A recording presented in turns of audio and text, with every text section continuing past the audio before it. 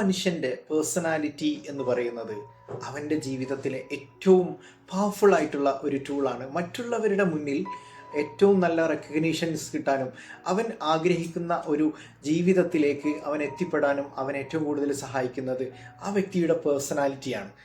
Personality നമ്മളുടെ personal ഡെവലപ്മെൻറ്റിന് വേണ്ടിയിട്ട്, നമ്മളുടെ സെൽഫ് അവെയർനെസ് കൂട്ടാൻ വേണ്ടിയിട്ട് ജോഹാരി വിൻഡോ എന്നറിയപ്പെടുന്ന ഒരു best tool Joseph Luft and Harry ഇൻഗാം, രണ്ട് ശാസ്ത്രജ്ഞന്മാർ 1955 കണ്ടെത്തിയിട്ടുള്ള ഒരു ടെക്നിക്കാണ്.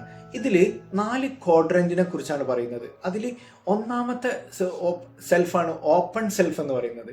ഈ സെൽഫ് നമ്മൾക്കും അറിയാം, ഐ നോ യു നോ, എനിക്കും അറിയാം നിങ്ങൾക്കും അറിയാം എൻ്റെ ഓപ്പൺ സെൽഫിനെ കുറിച്ച്.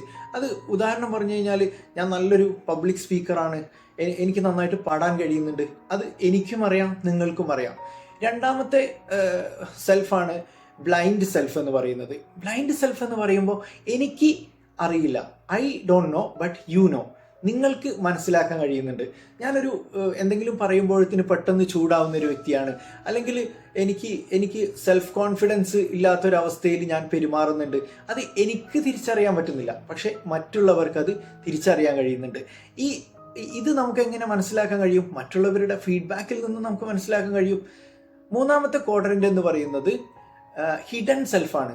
അത് എനിക്ക് അറിയാം, പക്ഷെ ഞാനത് മറ്റുള്ളവരുടെ മുന്നിൽ അത് മറ്റുള്ളവർക്ക് ആർക്കും തിരിച്ചറിയാൻ കഴിയുന്നില്ല.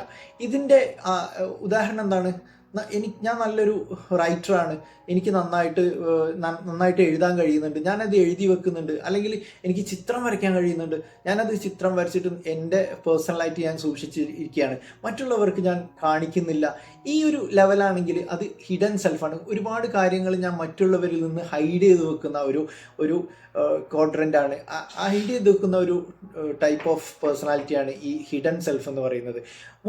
നാലാമത്തത് അൺനോൺ സെൽഫാണ്. ഇത് എനിക്കും അറിയില്ല, മറ്റുള്ളവർക്കും അറിയില്ല. ഈ അൺനോൺ സെൽഫിൽ ഒരുപാട് ട്രഷേഴ്സ് ഉണ്ട്. ഞാനൊരു പക്ഷേ നന്നായിട്ട് എനിക്ക് പെയിൻറ്റ് ചെയ്യാൻ കഴിയും, പക്ഷെ ഞാൻ ഇതുവരെ പെയിൻറ്റ് ചെയ്ത് നോക്കിയിട്ടില്ല. എനിക്ക് നന്നായിട്ട് പബ്ലിക് സ്പീക്കിങ്ങിൽ കഴിവുണ്ട്, അത് ഒരു പാർട്ട് പോലും അത് ചെയ്തു നോക്കിയിട്ടില്ല. എങ്ങനെ നമുക്ക് ചെയ്തിട്ടില്ലെങ്കിൽ ഒരിക്കലും അത് എനിക്കും അറിയാൻ കഴിയുന്നില്ല, അത് മറ്റുള്ളവർക്കും അറിയാൻ കഴിയുന്നില്ല.